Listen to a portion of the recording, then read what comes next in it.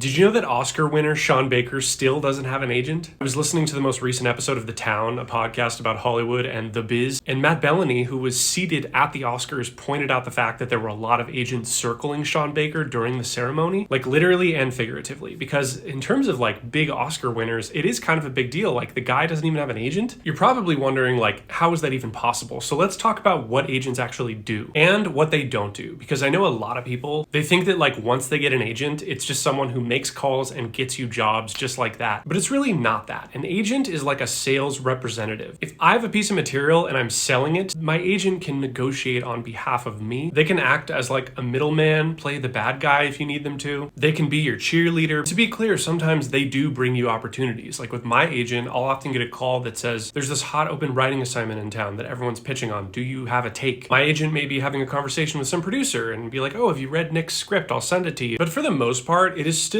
primarily up to you to get work, especially in that indie space that Sean Baker operates in. Much more common to not have an agent. Is every big agency in town and the big agents at those agencies probably dying to sign him right now? Of course, but Sean Baker has gone on record and said he wants his next movie to be even smaller in terms of the budget. He has no interest in IP, in going to make massive movies for studios. So why would an agent want him if there's not like a giant bag of cash waiting for them at the end of that rainbow? Well, it could be for bragging rights. It could be for the prestige of it all. But I honestly wouldn't be surprised if Sean Baker doesn't sign with an agent, because he kind of doesn't need to. Like he can have anything he wants right now within reason. And you might just be like, well, why not just have an agent just because? But you have to keep in mind that's another 10% coming out of your paycheck. The last big writing job I did, agent, manager, lawyer, WGA fees, that's 26.5% of my total income. 10% can make a difference. It's a tough business, you know?